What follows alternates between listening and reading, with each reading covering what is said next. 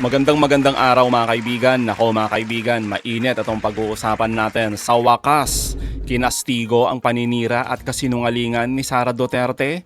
Hirit ni Jinggoy na makaboto sa impeachment. Tablado. Grupong Kawatano nalantad ang planong ilibing ang kaso ni Sara Duterte. Grabe mga kaibigan, sagad sa kasinungalingan itong si Sara Duterte. Mantakin nyo, ipinangalandakan na wala daw siyang interes agawin ang pwesto ng Pangulo. Sabay hirit na siya ay para sa katotohanan at pananagutan. Parang si Jinggoy lang, handang bumoto sa impeachment kahit nasa kulungan.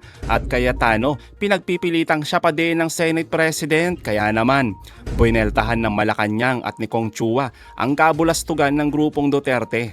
Nako, abangan nyo po yan, ang tindi po nito. Pero bagong lahat, pakilike muna ang ating video, pakishare na din po at subscribe na po kayo sa ating channel. Unahin na po muna natin ito mga kaibigan. Madaling mahuli ang taong sinungaling, lalo pat mas madaldal ang gawa kaysa salita. Kumbaga nasa gawa ang katotohanan, wala sa salita. Tulad nito mga kaibigan, pakinggan po natin to, saglit lang to. Wala sa aking mga kamay ang pagsasagawa ng extra constitutional means to overthrow the current administration. At hindi ko din gusto yon. Hindi ko gusto agawin yung posisyon ni Bongbong Marcos. Gusto ko makita ng taong bayan hanggang sa dulo kung gaano ka walang hiya si BBM. Sinungaling. Oh, 'di ba mga kaibigan? Huling-huli ang sinungaling. Ayaw daw ni Sara mga kaibigan agawin ang pwesto ni Pangulong Marcos. Talaga ba? Oh, heto ang resibo. Nakaraang taon lang 'di ba mga kaibigan, anong sabi ni Sara Duterte? Tayong lahat daw gusto nating mapalayas si BBM sa pwesto. Tapos ngayon sasabihin niya ayaw niyang agawin. Ano yan? Tanga-tangahan lang kung anong pinagsasabi nung nakaraan. Tapos ngayon, kung ano-ano na lang para mapagtakpan yung pagiging incompetent mo. Tapos mga kaibigan, ayaw daw din ni Sara ng people power. Hindi nyo kasi kayang mag-mobilize. Di po ba? Nang lehitimong people power, kahit ilang beses kayong manawagan, wala pa din. Di ba? Pinagsisigawan nila, di ba mga kaibigan, kaliwat kanan ng rally ng mga DDS, lalo na yung maisog. Tapos ang panawagan, Marcos resign. Tapos hanggang dulo daw, gusto daw makita ni Sara kung gaano kawalang hiya ang Pangulo. E di hintayin niya. Di ba? Kasi ang taong bayan, kitang-kita kung sino ang sagad na walang hiya. Di ba mga kaibigan, sagad yung kawalang hiyaan. Tapos ang lakas pang ipangalandakan ni Sara Duterte na siya ay para sa transparency at accountability. Samantalang mga kaibigan, ayaw naman humarap sa impeachment trial. Ang gusto ni Sara, i-dismiss ang kaso. Kaya naman, bineltahan ng Malacanang at ni Atty. Castro ang kabulastugan at paninira ni Sara Duterte. At mamaya mga kaibigan, abangan nyo po, matindi po yung birada dito ni Kong Chua dito nga sa grupong Kawatano at Duterte. Pakinggan po natin to. Ang paulit-ulit na kasinungalingan ay naglalagay sa atin sa isang kumunoy. Correct. Habang ang Pangulo ay patuloy na nagtatrabaho para ayusin, mabigyan ng mga tulong para mapaganda ang buhay ng bawat Pilipino, lalong-lalo na't may kinakaharap tayong global oil crisis, pati na po ang nangyaring lindol sa Mindanao. Patuloy na nagtatrabaho, samantalang ang Vice Presidente ay patuloy sa paninira at binabago ang naratibo. Correct. Ang dapat natin tandaan, ito naman ay nasa records. Ang putukan na nangyari sa Senado, hindi po ito pinag-utos ng Pangulo. Ito ay may pagsang-ayon si Senator Alan Cayetano. Inamin din naman ni Senator Bato de la Rosa kung bakit pinilit na siya'y pumunta at bumoto. Una, to change the leadership. Pangalawa, for the impeachment. So ang mga tao sa likod na to, ang lahat ng ito, lahat sila yung nagsasabing dapat na ibasura ang impeachment. Ito ay lahat para sa proteksyon ng Vice Presidente. ang pagpapatakas kay Senator Bato de la Rosa sa tulong ni Senator Robin Padilla, hindi ito nanggagaling sa Pangulo. Ang dalawang sinabi nating senador ay kaalyado ng Vice Presidente. So, hindi totoo na patungkol daw sa kahinaan ng liderato sa administrasyon. Kung hindi ito ay sa patuloy na pang-aabuso sa kapangyarihan para lamang sa kanilang mga kaalyado. So, huwag sana mamihasa sa pagdudungis ng iba para magmukhang biktima sa ating mga mata. Ang nais lamang po ng Pangulo ay masunod ang due process, masunod ang proseso, masunod ang rule of law. Para kung may kailangan managot, dapat na managot. Kung kailangan na malinis ang pangalan, dapat linisin ang pangalan. So, yun lamang po ang concern ng bawat Pilipino. Dapat makita natin ang katotohanan, hindi sa pagtatago gamit ang kasinungalingan. Tama naman, di ba mga kaibigan? Madali kasi magsalita eh. Pero yung gawa, mga kaibigan, kitang-kita kung ano talaga ang tunay na agenda. Mas nakikita ang tunay na pagkatao kasi ng isang tao sa kung ano ang ginagawa niya. Di po ba? Kaysa kung ano lang ang sinasabi niya. Tulad nito mga kaibigan ni Sara Duterte. No? Tapos may humihirit pa mga kaibigan itong dalawang to. Oo. Ayan o. Si Cayetano at si Jinggoy mga kaibigan. Sabi po kasi ni Alan Cayetano, siya pa din daw ang Senate President.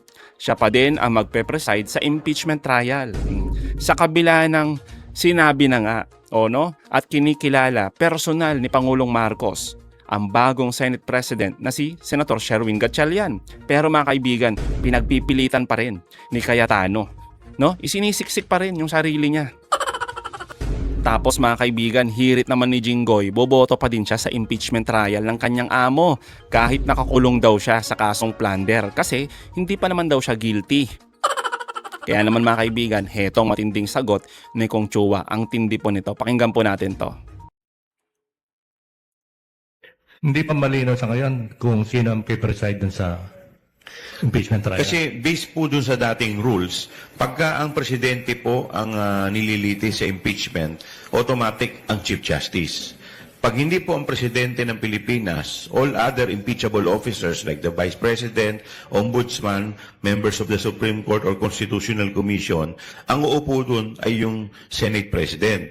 Pero naalala ko po nung nakaraang o nung huling session po ng Senado, inamyendahan po nila yung kanilang rules kung saan pagbobotohan nila kung sino ang uupo bilang presiding officer.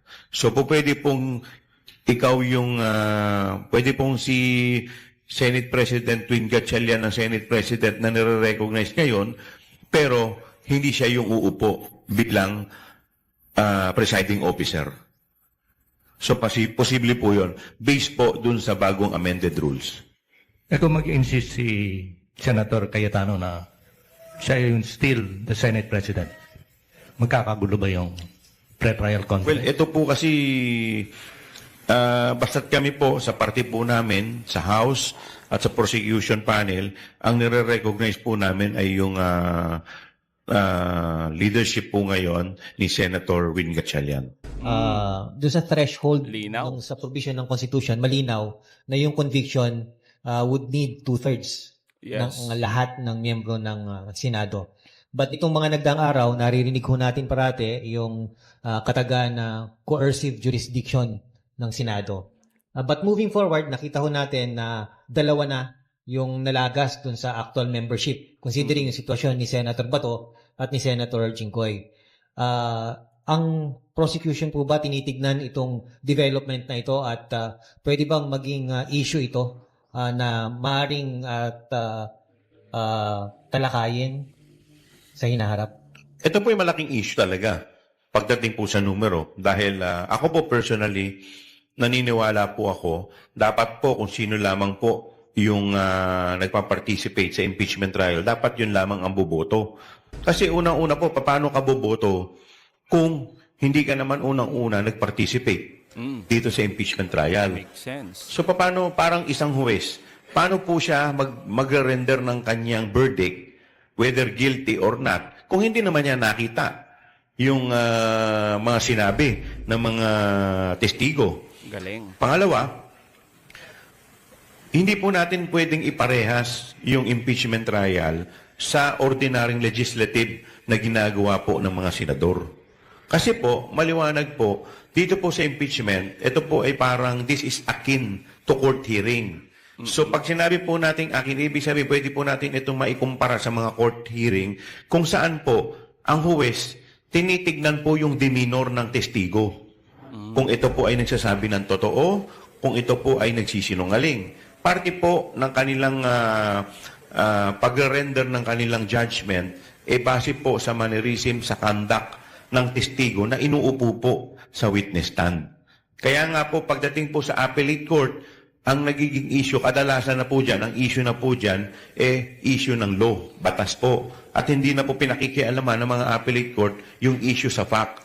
Kasi po, ang sabi po ng mga korte, ng Korte Suprema, hindi po nila pakikialaman ng issue pagdating po sa fact kasi ang best na makaka-ascertain ng mga testigo ay yung korte na nagdinig ng kaso. So, ganon din po dito. Paano po sila boboto kung hindi naman po nila nakita yung testigo, hindi po nila na-assess yung demeanor, hindi po nila nakita at na-assess kung ano yung, kung ito po ay nagsisinungaling o hindi. Sa papaanong paraan po at kanino pwedeng i-raise ang issue na ito, Kong? Supreme Court. Well, at the end of the day, sa aking palagay, sa Korte Suprema pa rin to.